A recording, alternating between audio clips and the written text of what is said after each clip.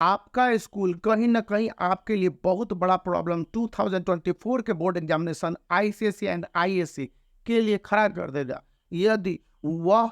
सितंबर 2023 में होने वाले फर्स्ट टर्मिनल एग्जामिनेशन, जिसको कुछ स्कूल हाफ ईयरली एग्जामिनेशन का नाम देते हैं, उनमें सैंपल पेपर या स्पेसिमेन सैंपल पेपर जो सीआईएससी ने ऑफिशियल वेबसाइट cic.org पर रिलीज किया, उसी के पैटर्न पर क्वेश्चन और आंसर नहीं देते हैं, तो साफ साफ बोला गया है कि जो फर्स्ट टर्मिनल एग्जामिनेशन है या आप कह लीजिए कि हाफ ईयरली एग्जामिनेशन है, इसमें किसी भी स्कूल को इस बात की इजाजत न होगी कि अपने तरह से क्वेश्चन पेपर को सेट करें या ओल्ड पैटर्न के हिसाब से क्वेश्चन पेपर को सेट करें। चाहे आईएससी क्लास 12 की बात करें, साफ साफ यहाँ पर बातें कही गई हैं कि जो स्पेसिमेन सैंपल पेपर है उनके आधार पर ही आप क्वेश्चंस को सेट कीजिए और उसी के तरह से जितने इंस्ट्रक्शन है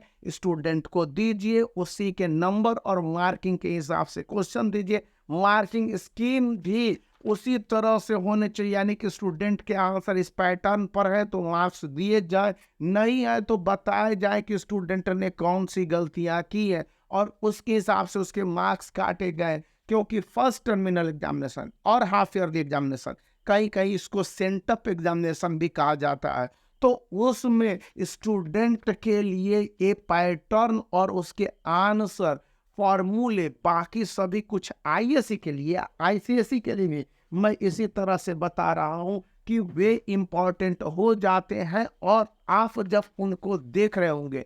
आईएससी के स्पेसिमेन सैंपल पेपर और उसके सॉल्यूशन को, तब आपको अच्छी तरह से यह मालूम होना चाहिए कि उनके जो आंसर देने के तरीके दिए गए हैं और वो आंसर है वो काफ़ी हद तक सीआईएससी के पैटर्न और उसके जो रिकमेंडेशन है उसके हिसाब से मेल जोल खाते हैं कि नहीं खाते हैं। कहा गया है कि यह एग्जामिनेशन अब से प्रिपरेशन है स्टूडेंट के लिए कि वो बोर्ड एग्जामिनेशन में किस तरह से आंसर देगा, यानी यहीं से स्टूडेंट शुरुआत करेगा। हाफ ईयरली या फर्स्ट टर्मिनल एग्जामिनेशन या सेंटर एग्जामिनेशन एक तरह से कह लीजिए तो काउंट डाउन है board examination 2024 ICSE and ISC के लिए। जो बातें सामने आई है और 15 अगस्त तक को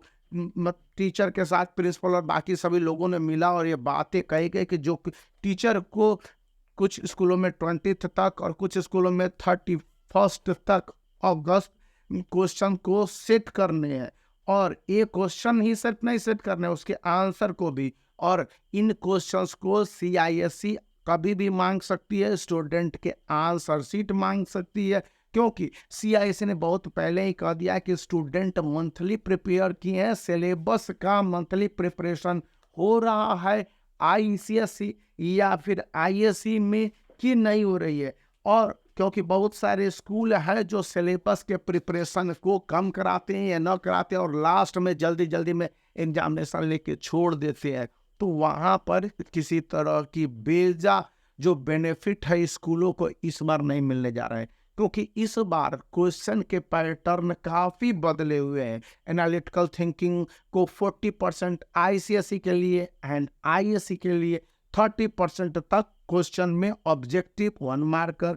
2 मार्कर, लिटिल सब्जेक्टिव मतलब कि very short answer, 3 marker short answer question, 4 marker medium जो आंसर वाले क्वेश्चन है न्यूमेरिकल वगैरह है, या फिर 5 marker questions, long answer questions, और इंग्लिश में तो स्पष्ट रूप से 20 मार्क्स के लॉन्ग आंसर क्वेश्चंस है उसमें दे दिए जाएंगे। यह बात क्लियर है। और यदि आप इन बातों को मानने के साथ सीआईएससी के स्पेसिमेन सैंपल पेपर को सॉल्व करते हैं,